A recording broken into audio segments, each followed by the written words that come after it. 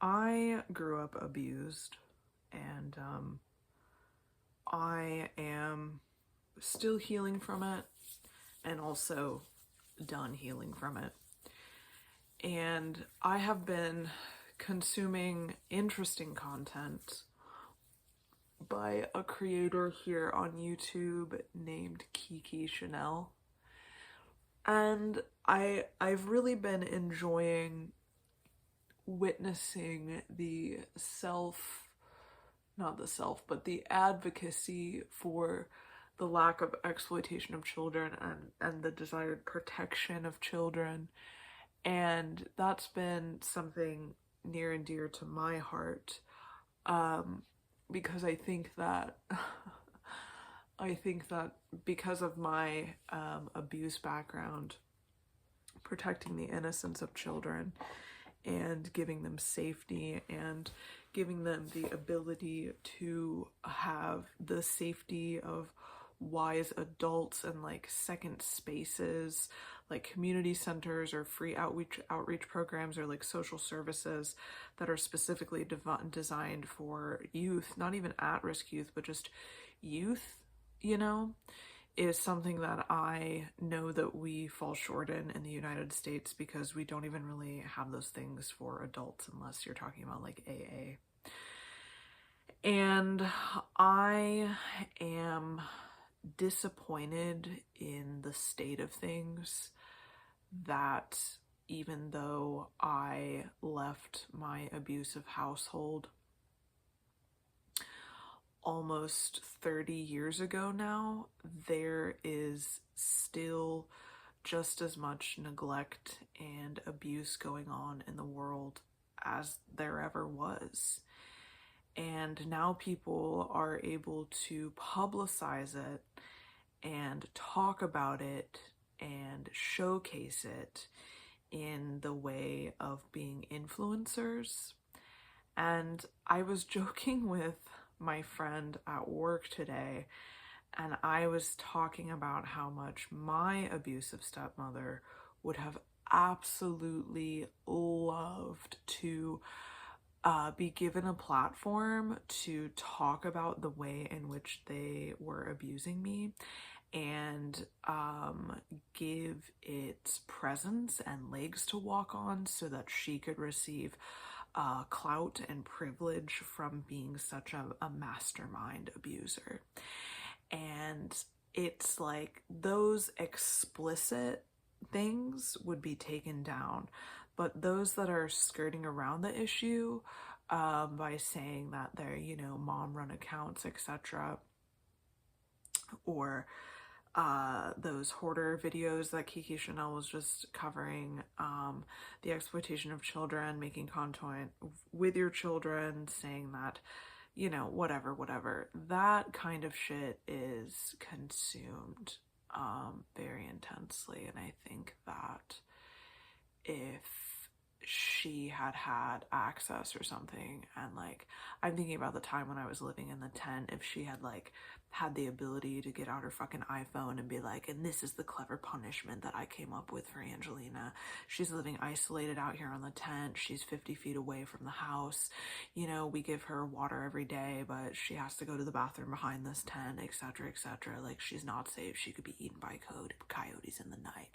It's diabolical and I love it. Yeah, 10 stars for me. Like and follow for more abuse.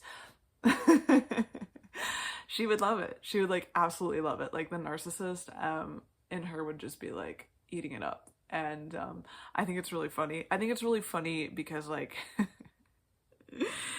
I think it's really funny because it's true, and because it no longer bothers me, and so I'm just like LOL. But what does bother me is seeing that nothing has changed, and that there is now probably more than ever less resources for children, and especially in the political climate that we're in, where people are going to be forced to have children when they're not capable of caring for them or desiring to care for them. It's going to go on more and more, and I am disappointed to think that it will be the norm to publicize your exploitation, which is abuse, of your children. And I really have put two and two together of what neglect really looks like, because although I was neglected, like, I wasn't neglected in the way that there were like stuff and things everywhere and the house was dirty and like I couldn't count on having like sheets or whatever. But I was neglected in the way that my parents were emotionally unavailable. They were withholding of affection and praise.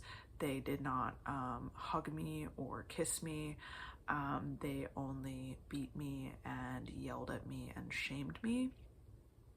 And of course, they also starved me and prevented me from socializing with my brothers and or having any ability to build socialization and have friends and whatever. And those sort of acts of neglect, as well as like the physical abuse, like really impacted the way that I'm able to form relationships and how I view myself in the world and how I'm able to like execute myself as a self. And I think that's really interesting, because if you can like flip it out and you can view yourself as yourself, you will see not only the patterns that you keep creating, but also like the story that you keep telling yourself. And so like one of my habits is that I will just be alone, and that it doesn't even occur to me that I could be like out at a restaurant instead of ordering takeout, or that I could go to the park instead of forcing myself to read in my bed, you know, like, because that is what it is. It is me being at home, and it is me repeating the way in which I was really trained up as a young person, which was to be isolated, to be in their room, to be away from others, and to continue to make yourself an other. And the way that that disarms your ability to build community, and the way that it continues to allow you to feel like you're worthless, is pretty palpable. And I said all that to say, if you are on the internet and you have to say, I'm a good mom, I'm a good mom, I'm a good mom, you're not a good mom. If you are publicizing your child's eating disorder in order to gain clout and money, you're not a good mom. You're actually just like factually a bad person. And it's not my place to like judge someone, but I can tell you that that is the behavior that I have a hard time approaching with compassion and empathy. And the same can be said for those people who are living in squalor and deciding that it's okay to live in squalor every day. There's only so much recognizing and understanding that you can say, where you're like, okay, so they do have a mental illness. Well, that's cool, but like, why hasn't there been an intervention? Or why hasn't the husband done anything to intervene? Or like, why haven't her friends and family done anything to intervene? Like, why do we allow these cycles to continue is a really big question that I have. And I feel like certain people in families are tasked with ending generational trauma, and it's few and far between. And I feel like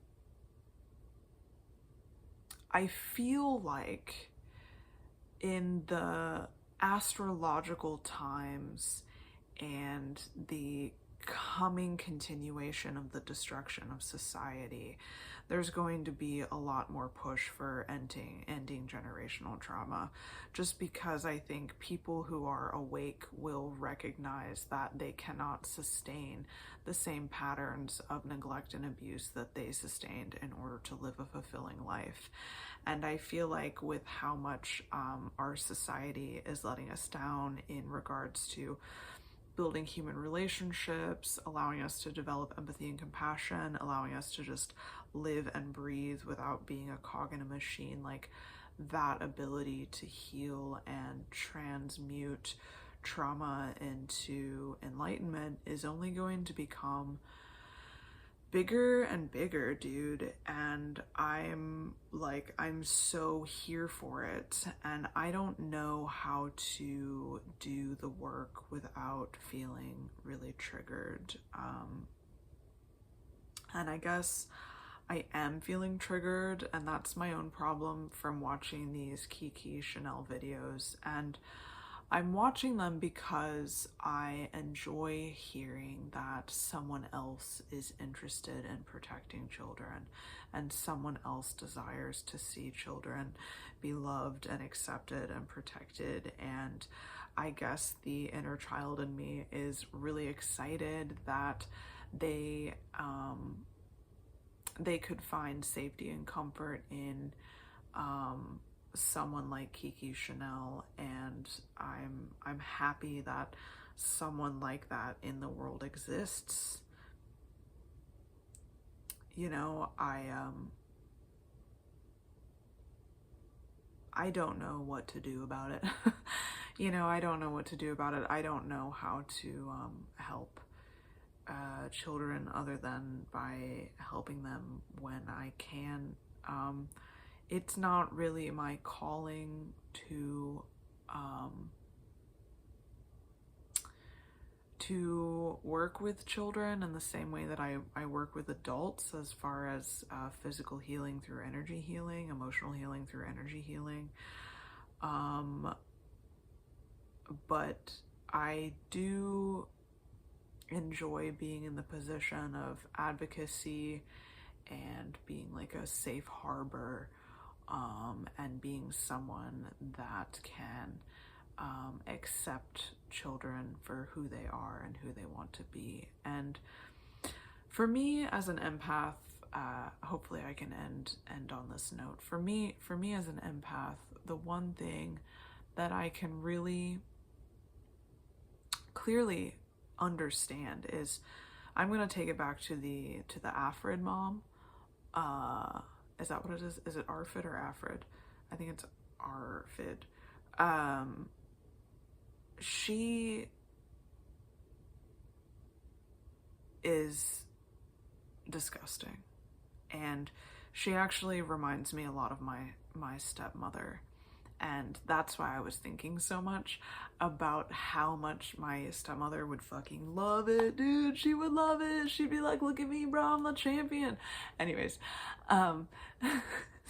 no, but the video that Kiki ended with was her trying to forcefully make her eat something, which is not at all, in my opinion, how you would approach eating. That eating disorder. Eating disorder. I suspect that somebody who has such a severe aversion to food and the texture of food and the smell of food, and it creates anxiety for them and it creates horror for them, you know, fear and horror, that compassion and empathy is something that you need. And this woman has 2 children with severe eating issues. One that is autistic, and so they have a lot of aversions, although it's not full blown like her other child.